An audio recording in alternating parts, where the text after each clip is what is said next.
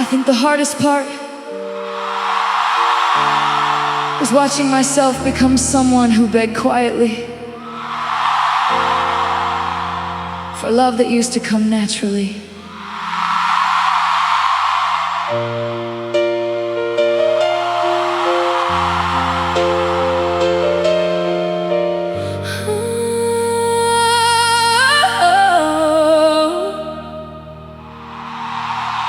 I remember the night you rolled over in bed and faced the other side, like my body stopped feeling like home to you. And I lay there awake, staring at the back of your shoulders, trying not to cry too hard, because I knew you had work in the morning.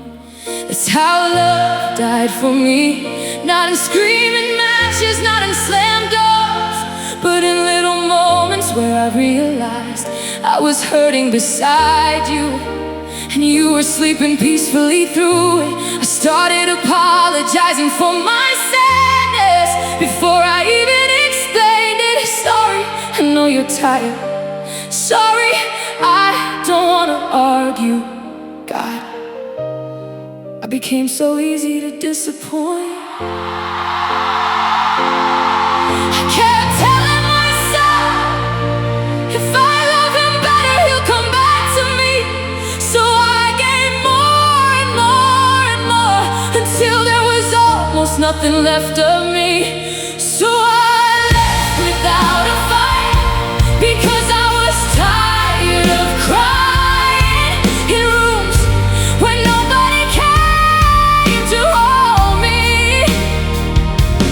Tired of asking if you still love me by the way you touch your phone more than you touch me. I gave you the softest parts of myself, the parts nobody else ever saw, and you handled my heart like it was something you knew would always stay. But women like me, we don't leave when we stop loving someone. We leave when we finally realize we've been grieving alone for far too long. I remember sitting in the parking lot at Target, crying before I went inside, because I didn't have the energy to pretend we were okay anymore. I used to rehearse conversations in my head before bringing things up, trying to make my pain sound small enough for you not to get irritated. Do you know what that does to a woman?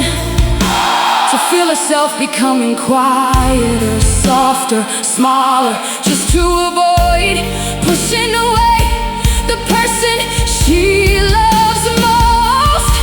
I stopped sending long messages, stopped asking for dates, stopped reaching for your head first.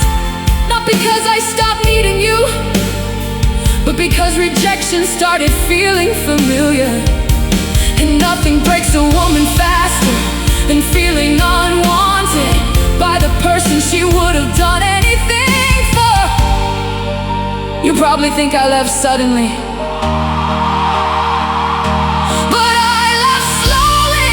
In every tear I hid from you, in every lonely night beside you, in every moment I realized I was easier to love when I needed nothing at all. So I left without a fight, with years of heartbreak trapped in my chest, because I couldn't keep begging for basic tenderness from the person who promised to protect my heart. I was loyal to the point of self-destruction, holding us together while silently falling apart.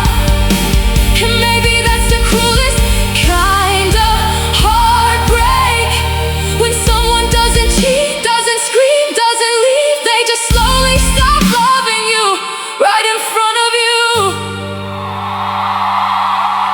You know what still hurts sometimes? Realizing how hard I tried for someone who noticed my silence but never asked what was wrong. I would have stayed through anything, through hard seasons, through stress, through pain, but I could not survive feeling emotionally alone inside a relationship. And I think that's what broke me most. Not losing you, losing myself, trying to keep you. So I left without a fight, not because I didn't care, but because I cared so much for so long without feeling cared for back. I spent years drinking my pain, swallowing tears in bathrooms, smiling in public and breaking in private, trying to save a love that was only a lie because I refused to let it die. But eventually, even the strongest women get tired.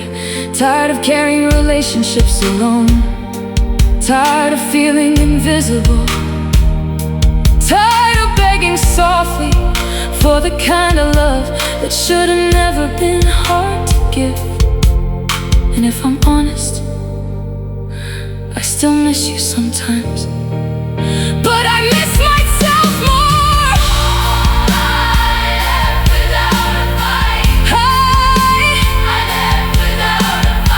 Because after loving you that long, I didn't have the strength to fight for someone who stopped fighting for me.